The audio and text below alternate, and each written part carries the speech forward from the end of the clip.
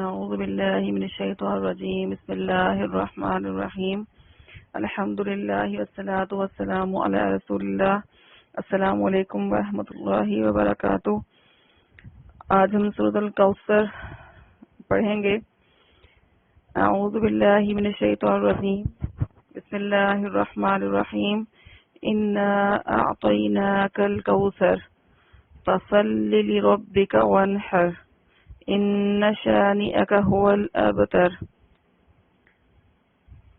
شروع اللہ کے نام سے جو نہایت مہربان بے حد رحم کرنے والا ہے۔ انا اعطینا، انا یہ جو انا ہم نے پڑھا ہے، انا بے شک، جیسے ہم نے سورۃ العصر میں پڑھا تھا ان الانسان لفی خسر، اور ہم نے وہاں دیکھا تھا کہ تاکید کے لیے آتا ہے، اور جب اس انا کے آخر میں الف کا اضافہ ہو تو گویا کہ یہ انا اور نا کا مرکب ہے۔ انا بے شک ہم نے، صرف یہ ایک الف کے اضافے سے ہم کا میننگ بھی ساتھ دے گا، اور تاکید بھی ہے انا کی وجہ سے۔ انا بے شک ہم، اور اعطینا فعل ماضی کا صیغہ ہے جمع کا، جمع متکلم کا، جس کے آخر میں نون الف نہ آئے، جمع متکلم کا صیغہ ہوتا ہے۔ اعطینا ہم نے عطا کیا، انا اعطینا تاکید کے ساتھ ہے، یقیناً ہم نے عطا کیا کا آپ کو، اور کاف صبر کا کی ضمیر جو قرآن مجید میں آتی ہے مخاطب کے طور پر، اور اس کے ارد گرد کوئی اور شخصیت مینشن نہ ہو اور وہ اللہ تعالیٰ کی طرف سے خطاب ہو، تو وہ نبی اکرم صلی اللہ علیہ وسلم ہی اس سے مراد ہوتے ہیں۔ تو انا اعطینا کا، اے نبی صلی اللہ علیہ وسلم، ہم نے آپ کو عطا کیا الکوثر، کوثر۔ اس کو ہم تشریح میں دیکھیں کوثر سے مراد کیا ہے، فی الحال اس کو آپ ایسے ہی دیکھیں کہ اے نبی صلی اللہ علیہ وسلم، ہم نے آپ کو کوثر عطا کیا۔ فصلی، فا تو صلی، آپ نماز پڑھیے، فعل امر ہے، حکم دیا جا رہا ہے۔ فا تو صلی، آپ نماز پڑھیے، لی خاطر، لیے، ربی رب کے، کا اپنے،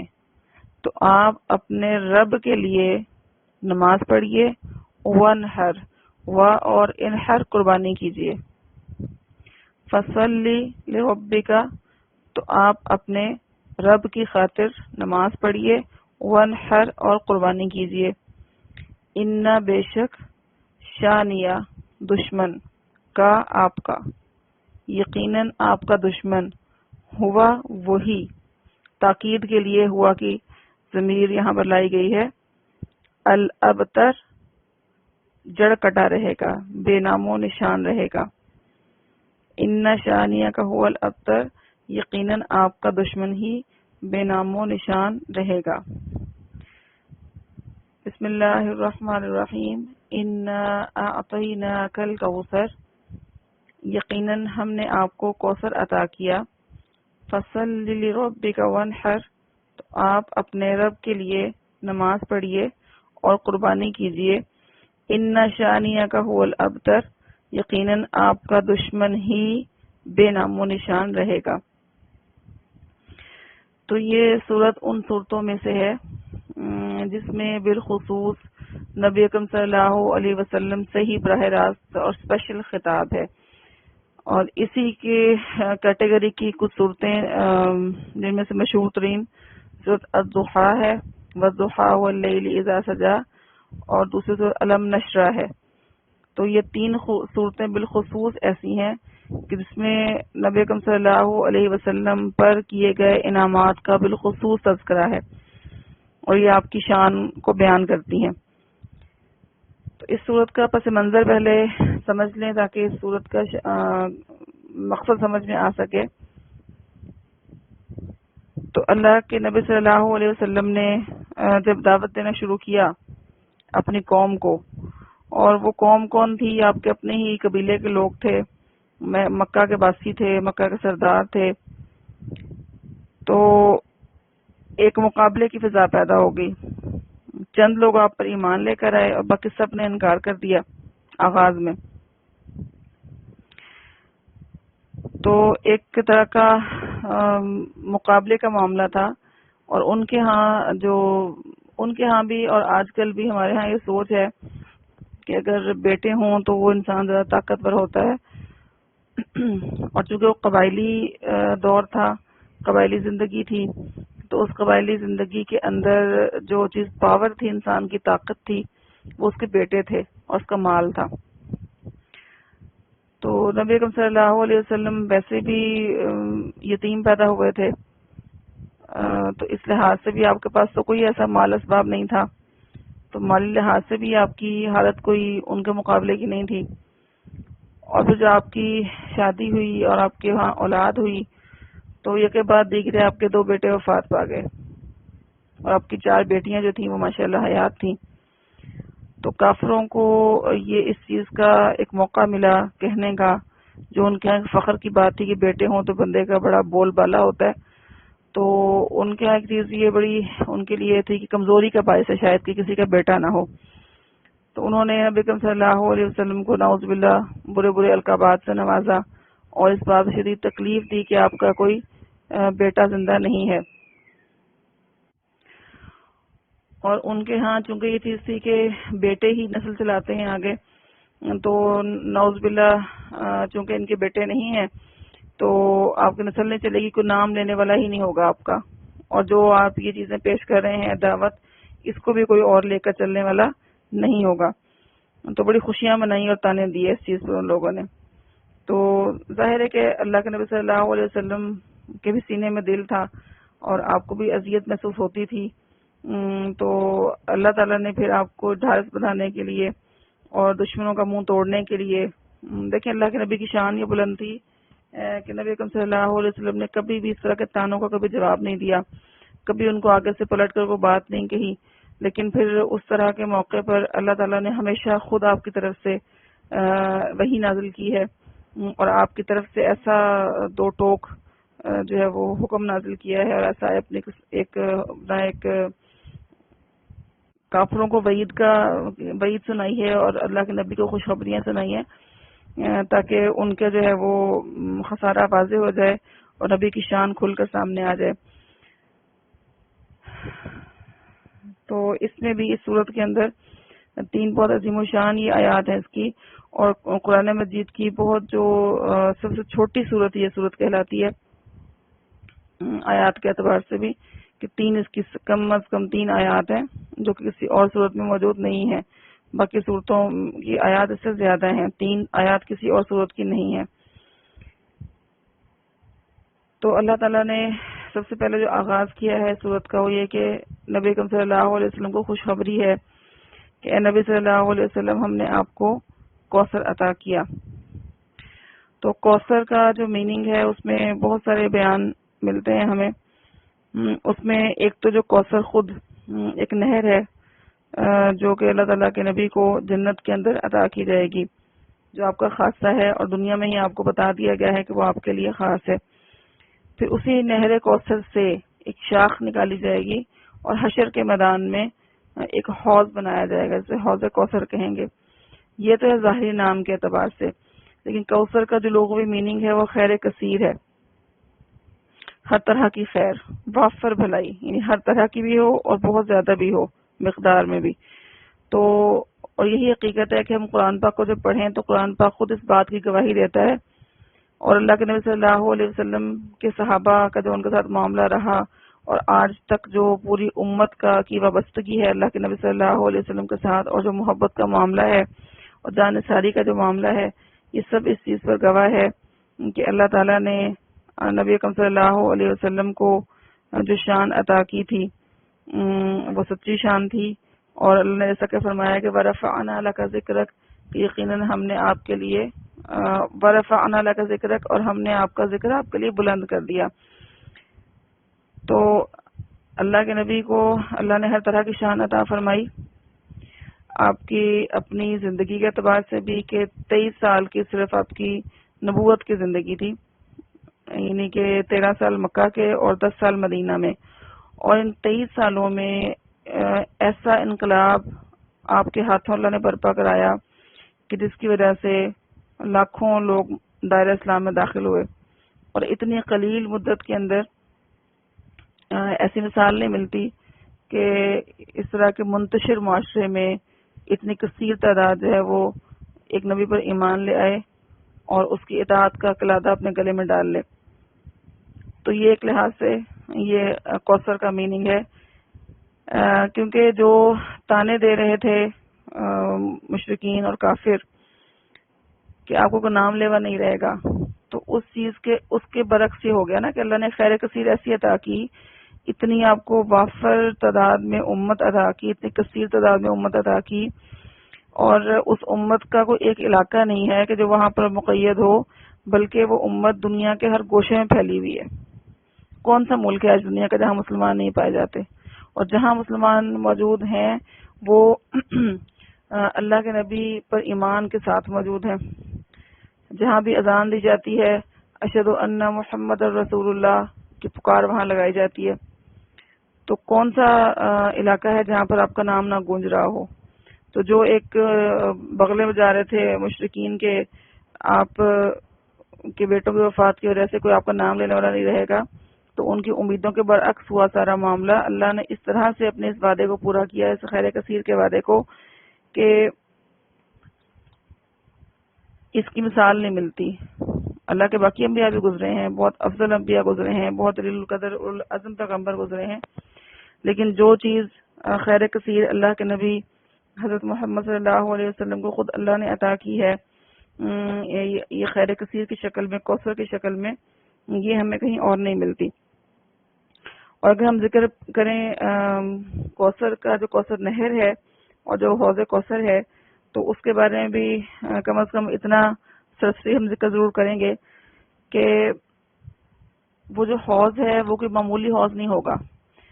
جنت کے اندر کوثر نہر ہے، جو جنتی اندر جائیں گے وہ تو پھر اس سے انشاءاللہ سیراب ہوں گے ہی، لیکن جو حشر کا میدان ہوگا وہ انتہائی سخت گرمی کا دن ہوگا، اور ویسے بھی دہشت کا دن ہوگا. ہر انسان کے لیے ایک منتظر ہوگا بندہ کہ میرا کیا انجام ہوتا ہے. تو اس وقت اہل ایمان جو ہوں گے ان کے لیے سب سے بڑی جو ایک دعوت ہوگی وہاں پر حشر کے میدان میں، سخت گرمی میں، جبکہ پسینہ جو ہے وہ انسان کا بہ رہا ہوگا اور تکلیف میں ہوں گے سب لوگ گرمی کی شدت سے اور دن کی طوالت سے. دن بہت طویل ہوگا، 50,000 سال کا طویل دن ہوگا حساب کتاب کا دن. تو نبی اکرم صلی اللہ علیہ وسلم اپنی امت کا استقبال کریں گے حوض کوثر پر. یہ کوئی عام حوض نہیں ہے جس کے بارے میں اللہ کے نبی صلی اللہ علیہ وسلم نے خود فرمایا کہ جو اس کا مفہوم یہ ہے کہ وہ جو حوض ہے، حوض کوثر، جو حشر کے میدان میں ہوگا، تو اس کا جو پانی ہے وہ دودھ سے زیادہ سفید ہوگا اور شہد سے زیادہ میٹھا ہوگا،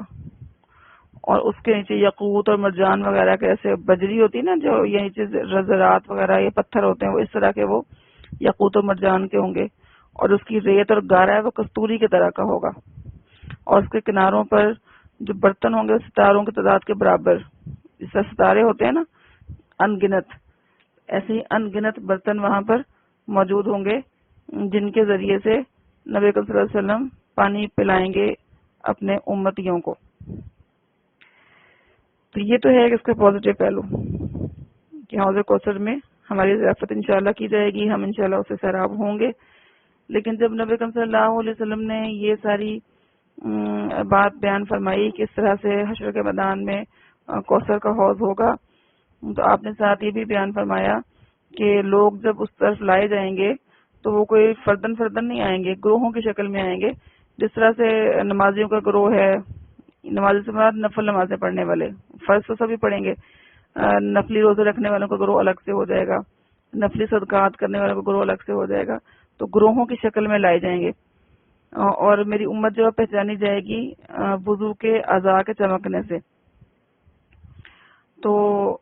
ایک گروہ لایا جائے گا جو میری طرف آئے گا، لیکن فرشتے اس کو دور بھگائیں گے، وہاں سے دور کر دیں گے. تو میں کہوں گا کہ ان کو آنے دو، یہ میرے امتی ہیں، کیونکہ ان کے بھی جو وضو کے اعضاء ہوں گے چمک رہے ہوں گے. تو فرشتے پھر آپ کو جواب دیں گے کہ یا رسول اللہ صلی اللہ علیہ وسلم، آپ کو معلوم نہیں کہ آپ کے دنیا سے واپس آ جانے کے بعد ان لوگوں نے دین میں کون کون سے نئے کام اختیار کر لیے تھے، تو آج یہ آپ سے نہیں ہے. تو ان لوگوں کو پھر حوض کوثر سے محروم کر دیا جائے گا، حوض کوثر کے پانی سے محروم کر دیا جائے گا۔ تو اس میں دو طرح کے پھر بیان آتے ہیں اللہ کے نبی کے کہ آپ یہ فرمائیں گے کہ دور رہو دور رہو، اور دوسرا فرمائیں گے کہ دنیا میں فرمایا کہ اے امت میرے امتی مجھے رسوا نہ کرنا وہاں پر۔ تو یہ خیر کثیر جو ہے جو اللہ کے نبی کو ملی ہے، اس میں سے ایک مشکل ترین وقت میں امت بھی حصہ پائے گی، لیکن اس صورت میں جب کہ دین کا حلیہ نہ بگاڑیں، دین کے وہی انہی کاموں پر اکتفا کریں جن پر اللہ کے نبی صلی اللہ علیہ وسلم کی مہر لگی ہوئی ہے، اور اس کے علاوہ اور نئے نئے اعمال کو دین میں شامل کر کے دین کا حلیہ بگاڑنے کی جسارت نہ کریں۔ اچھا، اب یہ ہے کہ چونکہ اللہ نے ایک بہت بڑی خیر کثیر جس کا احاطہ ہی ممکن نہیں ہے بیان کرنے کا، وہ بھی نبی کو عطا کر دی، تو کیا نبی سے کوئی تقاضا بھی ہے؟ تو یقیناً تقاضا ہے۔ اللہ تعالیٰ جب بھی کوئی چیز نوازتا ہے کسی انسان کو، خواہ وہ انبیاء ہی کیوں نہ ہوں، تو ان سے بھی کچھ مطالبہ کیا جاتا ہے، اور اس مطالبے میں نعوذ باللہ اللہ تعالیٰ کے نیاز مندی نہیں ہوتی کہ اللہ کو حاجت ہے کوئی، اللہ تو بے نیاز ہے، لیکن اصل میں اپنے اس بندے کی رتبے کو، اس کے درجات کو بلند کرنا مقصود ہوتا ہے۔ جیسا کہ اللہ تعالیٰ نے حضرت داؤد علیہ السلام کو بادشاہ بنایا، پھر ان کے بیٹے حضرت سلیمان علیہ السلام کو بھی بادشاہ بنایا۔ حضرت داؤد علیہ السلام نبی بھی تھے، رسول بھی تھے، سلیمان علیہ السلام بھی نبی تھے اللہ تعالیٰ کے۔ تو اللہ نے ان سے پھر مطالبہ کیا کہ وَعَمَلُوا آلَ داوُودَ شُكْرًا، کہ اے آل داود شکر کے طریقے پر عمل کرو، کہ نعمت کو شکر کا ذریعہ بڑھانا چاہیے، اور اصل چیز جو شکر ہے وہ صرف لفظ الفاظ سے نہیں ہوتا، بلکہ وہ انسان کے اعمال سے ہوتا ہے، زبان سے بھی اور دل سے بھی اور اعمال سے بھی، تینوں طرف جو ہے شکر کا رخ جاتا ہے۔ تو اللہ نے یہاں پر دو چیزیں شکر گزاری کے لیے سکھائی ہیں کہ یہ دو طریقے اختیار کیے جائیں تو انسان اللہ کا شکر ادا کر سکتا ہے۔ ان میں سے ایک تو وہ چیز ہے جو دن میں کئی بار کی جاتی ہے،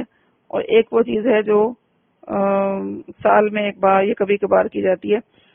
تو پہلی چیز ہے نماز، فصلی لربک، تو آپ نماز پڑھیے اپنے رب کے لیے۔ تو سب سے جو بہترین چیز جو جس کا انسان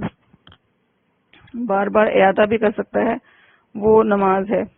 اور نماز کے اندر جو سجدہ ہے وہ اللہ کی بندگی کی بہترین شکل ہے۔ تو لیکن اس میں صرف فصلی نہیں کہا گیا، صادق لربک، اپنے رب کے لیے نماز پڑھیے۔ تو اصل چیز یہی ہے للہیت، کہ ہم کوئی کام کتنا صرف اللہ کے لیے کرتے ہیں۔ یعنی کاموں کے کئی موٹیوز ہوتے ہیں، کئی محرکات ہوتے ہیں، تو ہم کسی کام کو کیوں انجام دے رہے ہیں؟ کیا اللہ تعالیٰ کی رضا کے لیے؟ کیونکہ اللہ نے فرمایا ہے قرآن پاک میں کہ وَرِضْوَانُ مِنَ اللَّهِ اکبر،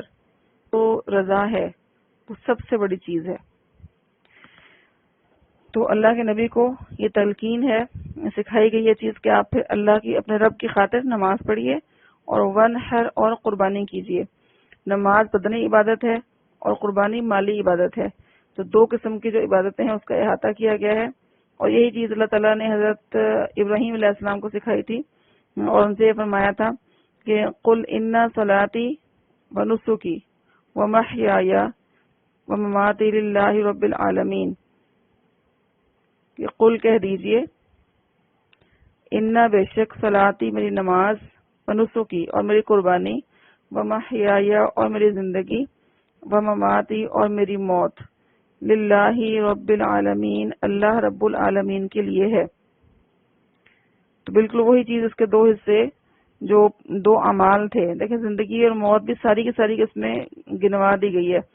لیکن جو اصل چیز پوائنٹ آؤٹ کی گئی اس میں سے نکال کے وہ نماز اور قربانی ہے، اور یہاں پر بھی یہی سکھایا جا رہا ہے کہ نماز اور قربانی کرو، کس کے لیے؟ لربک، اپنے رب کے لیے۔ تو اس میں مفسرین یہ کہتے ہیں کہ ایک اشارہ عید الاضحیٰ کی طرف بھی ہے، کہ عید الاضحیٰ میں جو نماز ہے اور قربانی ہے دونوں اعمال بجا لائے جاتے ہیں، اور اسی میں یہ چیز شامل ہے جس کو اللہ کے نبی صلی اللہ علیہ وسلم نے اخذ کیا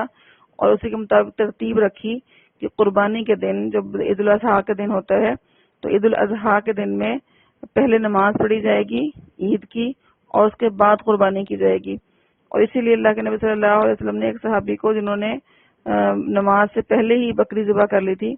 انہیں کہا کہ وہ تم نے گوشت کھانے کے لیے کاٹی ہے، کہ اگر وہ واقعتاً اللہ کی خاطر قربانی ہوتی تو اس کو عید کی نماز کے بعد ادا کرنا چاہیے تھا. تو یہ ترتیب بھی اس میں ایک طرح سے ملتی ہے کہ جو عید الاضحیٰ ہوگی اس میں پہلے نماز پڑھی جائے گی عید کی اور اس کے بعد قربانی کی جائے گی. دیکھیں قربانی جو ہے نا، اس کا جو مقصد ہے وہ صرف جانور کے گلے پر چھری چلانا نہیں ہے، بلکہ یہ ایک طرح سے اظہار ہے اس چیز کا کہ میرا رب جس وقت جس چیز کی طلب مجھ سے کرے گا، جو چیز مجھ سے مانگے گا، جس چیز کو مجھے قربان کرنے کو کہے گا، یا اس کا دین اور جو اس کا ایک ہم سے تقاضا ہے کہ اس کے قانون کو نافذ کیا جائے اپنی زندگیوں پر اور اپنے ارد گرد کے زمین پر، تو یہ سب جو معاملہ ہے جب اس حوالے سے اللہ تعالیٰ کوئی چیز ہم سے طلب کرے گا تو ہم اس کو پھر روکیں گے نہیں، ہم قربان کر دیں گے. اور ہمیں یہی ملتا ہے انبیاء کی سنت سے، اور بالخصوص حضرت ابراہیم علیہ السلام جن کی سنت ہے قربانی کرنا. قربانی کس کی سنت ہے؟ حضرت ابراہیم علیہ السلام کی سنت ہے نا. تو ان کی سنت جو ہے وہ ہمیں ملتی ہے کہ صرف انہوں نے قربانی نہیں کی. کس کی قربانی کی تھی؟ انہوں نے اپنے بیٹے کے گلے پر چھری چلائی تھی. انہوں نے تو وہ تو اللہ تعالیٰ نے بیٹے کو بچا لیا اور فرمایا نا فدیناہ بذبح عظیم، فدیہ دیا اس بیٹے کا بڑی قربانی کے ذریعے سے. تو حضرت ابراہیم علیہ السلام کی پوری زندگی جو پریکٹیکل زندگی ہے اس میں قربانیاں ہی قربانیاں ملتی ہیں. اور ایسے ہمارے نبی کی زندگی کو آپ دیکھ لیں، پیدائش سے لے کر اور 63 سال کی زندگی تک، تو اس سب میں قربانیاں ہی ملیں گی. اور قربانی بھی اپنی ذات کی خاطر نہیں ہے، اپنے کسی دنیاوی مشن کی خاطر نہیں ہے، بلکہ اللہ تعالیٰ کے دین کی خاطر ہے. تو یہ جو جانوروں کے گلے میں چھری چلانا ہے، یہ صرف چھری نہیں چل رہی ہوتی، بلکہ ہم ایک طرح کا یہ عہد کر رہے ہوتے ہیں، یہ ایک طرح کا دعویٰ کر رہے ہوتے ہیں زبان حال میں کہ اگر ہمیں کہا جائے گا کل کو اپنی خواہشات پر چھری چلانے کے لیے، کل اپنی پسند و ناپسند پر یا اپنی ترجیحات پر یا دنیاوی مفادات پر، تب بھی ہم اس پر چھری چلا دیں گے، لیکن اللہ تعالیٰ کی بات کو غالب رکھیں گے، اسی کو پریفر کریں گے، اسی کو ترجیح دیں گے. پھر آخری جو آیت ہے اس کی کہ ان نشانیہ کا هو الابتر، کہ یقیناً آپ کا دشمن ہی بے نام و نشان رہے گا. تو آپ کو دشمنوں میں آج بھی ہم نام تو لیتے ہیں ابو جہل کا اور ولید بن مغیرہ کا اور ولید بن عقبہ کا، اور بڑے جو ابو لہب تھا اس کی بیوی تھی، اور جو لوگ تھے جو مارے گئے جنگوں کے اندر. ان لوگوں نے جو خوشیاں منائی کس بات پر کہ نعوذ باللہ آپ کی جڑ کٹ گئی ہے، آپ کے بیٹے فوت ہو گئے ہیں اور ہم تو بیٹوں والے ہیں، ہماری تو بڑی شان ہے اور ہمارے بیٹے ہماری نسل چلائیں گے اور ہمارا نام لیں گے. اب یہ پہلی آیت اور تیسری آیت کا موازنہ کریں کہ اللہ تعالیٰ نے اپنے نبی کو خیر کثیر عطا فرما دی، اور اس خیر کثیر جب عطا فرمائی تو وہ اس کے لیے بیٹوں کی ضرورت اللہ کو نہیں تھی. اللہ تو بے نیاز ہے، ایسے مرضی عطا کر سکتا ہے. تو اللہ کے نبی کی جو 4 بیٹیاں تھیں ان میں سے بھی اللہ کے نبی کی ایک بیٹی سے فاطمہ رضی اللہ عنہا کی جو اولاد تھی وہ موجود ہے، اور انہی سے جو اللہ تعالیٰ نے آپ کے اہل بیت کو، ان سے اور آپ کے جو باقی خاندان کے لوگ تھے اہل بیت کے، ان سے آپ کا اہل بیت کو قائم رکھا، اور اس کو اللہ تعالیٰ نے اللہ کے نبی صلی اللہ علیہ وسلم نے ایمان کا جز قرار دیا ہے. اور آج بھی دیکھ لیں کہ ہم تمام جو امت مسلمہ ہے وہ اللہ کے نبی کے تمام اہل بیت سے محبت کرتی ہے، ان سے عقیدت رکھتی ہے. اس کے برعکس آپ دیکھیں کہ جو اللہ کے نبی کے دشمن تھے ان کا کیا معاملہ ہے. اتنے بڑے بڑے سردار تھے، ان کے بہت سارے بیٹے تھے، وہ مال اسباب والے تھے، لیکن آج کوئی ملتا ہے شخص آپ کو عربوں کے اندر یا کسی اور خطے میں جو کہے کہ میں ابو جہل کی نسل سے ہوں، یا میں ولید بن مغیرہ کی نسل سے ہوں، یا میں ابو لہب کی نسل سے ہوں، یا فلاں کافر کی نسل سے ہوں. اگر وہ موجود ہوں گے بھی،